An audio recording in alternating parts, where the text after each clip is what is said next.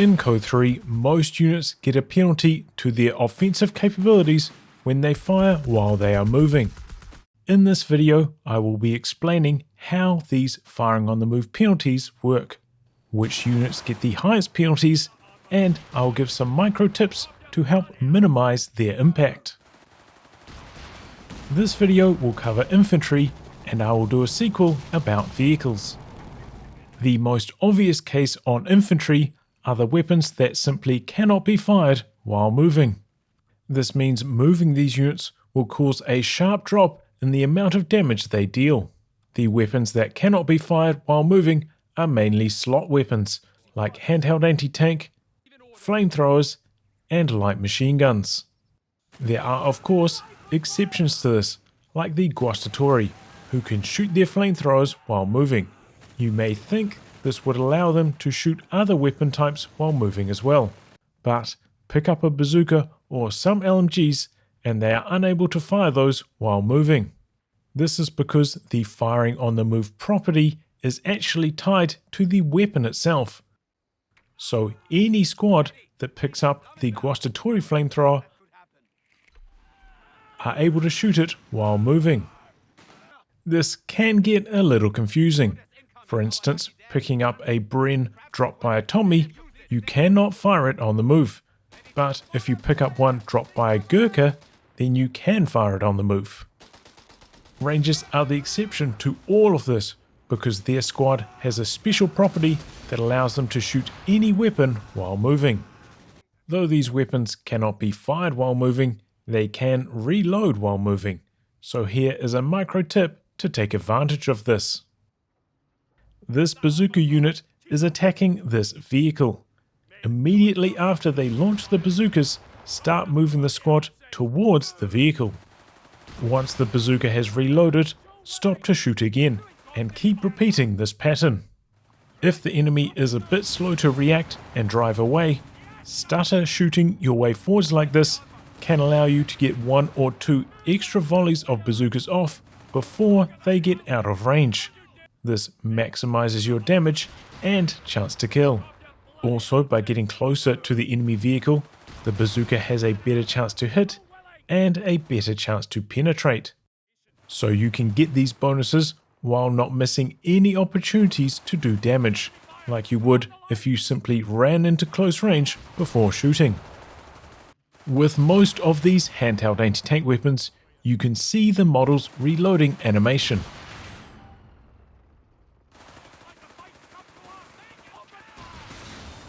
Even from max zoom out. So when doing this trick, keep a close eye on the squad. Once the reload animation is complete, stop moving and fire again. A similar technique can be applied to flamethrowers. Most flamethrower squads also have submachine guns, and these are best used at close range. A flamethrower is listed as having 20 range. So if you simply give a right-click attack command on the enemy, the squad will stop to shoot at the flamethrower's max range, and from this far away, the SMG models won't be doing much damage to the enemy. So use the same technique as with handheld anti-tank. Shoot the flamethrower, move forwards a bit. Shoot the flamethrower, move forwards a bit, and continue that pattern to close the distance and allow the submachine guns to do more damage. And perhaps now you are close enough to get 1 extra flame burst on the enemy after they retreat. This technique also allows you to move the squad into point blank range to nullify the enemy's cover with the SMG models. But you don't lose any damage from the flamethrower, which often does the lion's share of the squad's total damage. If you put a squad inside an open-top transport, like a 250 or M3 assault half-track, while the transport is moving, they are able to fire weapons like bazookas or flamethrowers, which are normally disabled while the squad is running. On top of this, there are no firing on the move penalties for a squad inside while the transport is moving. So putting squads with these weapons inside open-top transports is a powerful combination.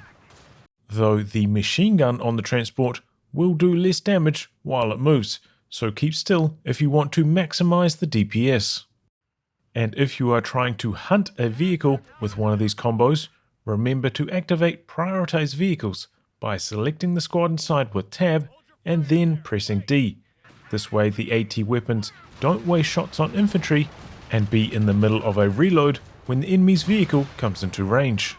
Or even worse, keep shooting at infantry while a vehicle is in range. If the weapon can be fired while the unit is moving, what are the penalties? If you look in the mod tools, you can see all the options. Multiply the weapon's normal performance by whatever appears in this box to calculate its moving performance. There can be a reduction in accuracy, causing more misses. Bursts of machine gun fire may be shortened, meaning fewer bullets are fired and thus less damage is done. The cooldown can be increased, meaning a longer delay between shots, and these two don't seem to be used. Here is a breakdown of what the moving penalties are on different weapon types. Starting out with infantry that use rifles, since they are the foundation of the game. All DAC and USF models with rifles have their normal accuracy values multiplied by 0.75 when they are moving. In other words, a 25% accuracy penalty when firing on the move. These two factions are more mobility focused, so they have relatively low firing on the move penalties. There are two exceptions to this that both have 0.5 moving accuracy, the rifle carrying models in the bazooka team and Rifleman Garands when they are using the Vet 1 ability Pour It On Them. All British rifle squads have 0.5 moving accuracy, except Australian Lights, who have 0.75 on both their normal and scope rifles they get via upgrade. Brits are designed to be effective at long range while stationary, so this fits their identity. Wehrmacht rifle squads have a lot of variety. The Kar 98 on Grenadiers and Fallschirmpios are 0.5 moving accuracy. Coastal Reserves are perhaps the worst unit in the game at firing while moving, with a multiplier of 0.25 to accuracy and 1.5 to cooldown as well. The artillery officer has Basiglieri rifles, so 0.75 moving accuracy. Jaegers have 0.75 on their normal G43, but 0.5 on their scoped upgrade. Stoßtruppen G43 also have 0.75. Moving on to submachine guns and assault rifles, these weapons encourage run and gun tactics, so they have good moving performance. All weapons in this category are between 0.75 and 0.85 moving accuracy, with no other penalties. Starting out with DAC, Guastatori have 0.75 moving accuracy and Assault Greens have 0.85. For their plundered weapons, the STG has 0.75 and the Thompson 0.85. All the US Forces submachine guns have 0.85 moving accuracy. For the British Forces, Royal Engineers have 0.75 moving accuracy, but all of the elites have 0.85 moving accuracy. And for Wehrmacht, the MP40s that Pioneers have and that Grenadiers can upgrade to both get 0.85 moving accuracy, and the STGs that Panzer Grenadiers have and that Stoßtruppen can upgrade to both get 0.75. Moving up to the light machine guns now, of the ones that can fire while moving, some encourage run and gun, others staying still.